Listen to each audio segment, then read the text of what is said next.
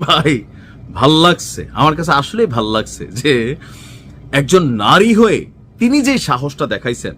এর আগে ডোনাল্ড ট্রাম্পের মুখোমুখি বা তার বিরুদ্ধে এত বড় শক্ত কথা কোনো দেশের কোনো মন্ত্রী কোনো রাষ্ট্রপ্রধান বলতে পারে নাই।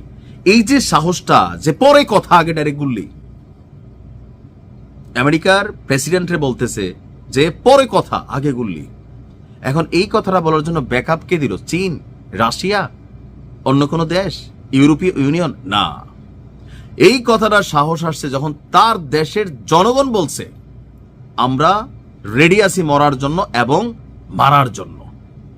রাষ্ট্রটাকে ডেনমার্ক, ইউরোপীয় ইউনিয়নের কিন্তু কানেক্টেড একটা দেশ, অর্থনৈতিকভাবে যথেষ্ট সমৃদ্ধশালী, সুখী শান্ত একটা দেশ। এই দেশটার দিকে নজর পড়ছে ট্রাম্প বাবাজির। গ্রিনল্যান্ড নিশ্চয়ই আপনাদের খেয়াল আছে, সে ঐতিহাসিক গ্রিনল্যান্ড একটা বিশাল পোর্ট এরিয়া, সুন্দর একটা এরিয়া, অনেকটা পৃথিবীতে জান্নাতি বাগান টাইপের কিছু যদি আমরা বলি, গ্রিনল্যান্ড হচ্ছে ওই জায়গা।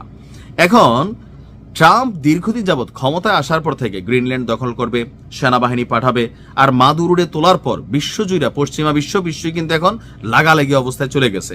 আর সেই লাগালাগি অবস্থায় ডোনাল্ড ট্রাম্প বলতেছে যে তারা পৃথিবী স্যার ডাকে। মোদি নাকি বলছে স্যার আমি কি আপনার সাথে একটু কথা বলতে পারি? বুঝতে পারছেন যে কোন লেভেলে ট্রাম্প নিজের একটা ঈশ্বর ভাবে বলতেছে আন্তর্জাতিক কোনো আইনের দরকার নাই, আমি যেটা বলবো এটাই পৃথিবীর কল্যাণ। তাহলে কোন লেভেলে, যে দজ্জাল সম্পর্কে শুনতাম আমরা, ওই লেভেলে চলে গেছে। তবে সবার সাথে এই পাকনামি খাটবে না। গ্রিনল্যান্ড নিয়ে যুক্তরাষ্ট্রের প্রেসিডেন্ট ট্রাম্পের আগ্রহ এবং সম্ভাব্য সামরিক হস্তক্ষেপের ইঙ্গিতকে কেন্দ্র করে কড়া হুঁশিয়ারি দিয়েছে ডেনমার্ক। দেশটির প্রতিরক্ষা মন্ত্রণালয় বলছে যে গ্রিনল্যান্ডে যদি বিদেশি কোনো বাহিনী অনুপ্রবেশ করে তবে ড্যানিশ সেনারা আগে গুলি চালাবে, পরে প্রশ্ন করবে। এই নীতির আওতায় যুক্তরাষ্ট্র অন্তর্ভুক্ত। যুক্তরাষ্ট্র কোনো কারণে ভাবার কোনো কারণ নেই যেখানে তারা সমীহ দেখাবে।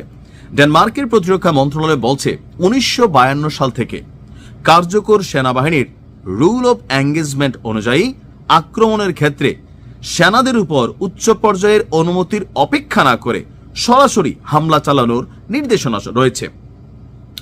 ডেনিশ দৈনিক বার্লিংকে এই নির্দেশনার বর্তমান অবস্থা চাইলে মন্ত্রণালয় নিশ্চিত করেছে নিয়মটি এখনো বহাল আছে। অর্থাৎ সোজা বাংলায় যদি বলি যে আপনার উপর আঘাত আসলে আপনি প্রথমে আঘাত প্রতিহত করবেন, তারপরে জিজ্ঞাবেন যে কেন লাঠিটা হাতে লইছিলেন। ধরেন আমি একটা লাঠি লইলাম, আপনি ডাইরেক্ট আগে গুলি করে দিলেন, তারপরে আমি গুলি খাওয়া অবস্থায় পড়ে রয়েছে, আপনি বললেন যে লাঠিটা কেন লইছিলি।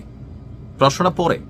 এটা ডেনমার্কের সার্বভৌমত্ব নিরাপত্তায় বিদেশি শক্তিকে মোকাবেলা করার জন্য তাদের রাষ্ট্র এই সিস্টেম রাখছে। জেনারেলের অনুমতি লাগবে না, মেজরের অনুমতি লাগবে না। একজন সিপাহী বা একজন সৈনিক দেশটির যে কোনো পর্যায়ে বহিঃশত্রু দেখলেই সে তাকে ঠুস করে দেওয়ার একটা সুযোগ আছে। বলা হচ্ছে এই মন্তব্য এখন যখন আসলো, যুক্তরাষ্ট্রের প্রেসিডেন্ট ডোনাল্ড ট্রাম্প আবারও গ্রিনল্যান্ড দখলের আগ্রহ প্রকাশ করেছেন। এমনকি ন্যাটোভুক্ত এই ভূখণ্ডটি, ডেনমার্ক কিন্তু ন্যাটোর সদস্য, ন্যাটোভুক্ত এই ভূখণ্ডটি দখলে নিতে প্রয়োজনে সামরিক শক্তি ব্যবহারেরও কথা বলেছেন ডোনাল্ড ট্রাম্প।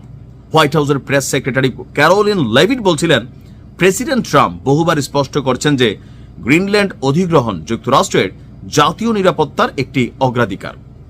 আর্কটিক অঞ্চলে আমাদের প্রতিপক্ষদের প্রতিরোধ করার মূল লক্ষ্য।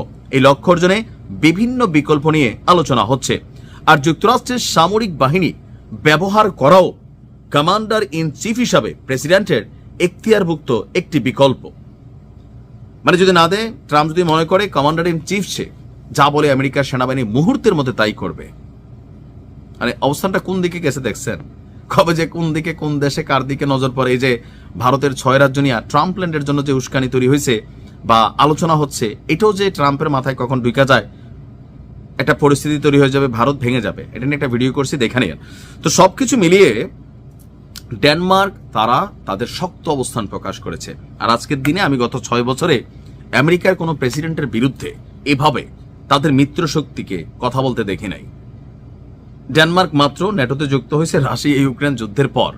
ডেনমার্ক এবং সুইডেন তারা কিন্তু এই ন্যাটোতে কানেক্টেড হয়েছে। সো শক্তির কিছু জায়গা তো তাদের আছেই। এরপর ইউরোপীয় ইউনিয়নের একটা পাওয়ার আছে, প্লাস সুখী শান্তি একটা দেশ।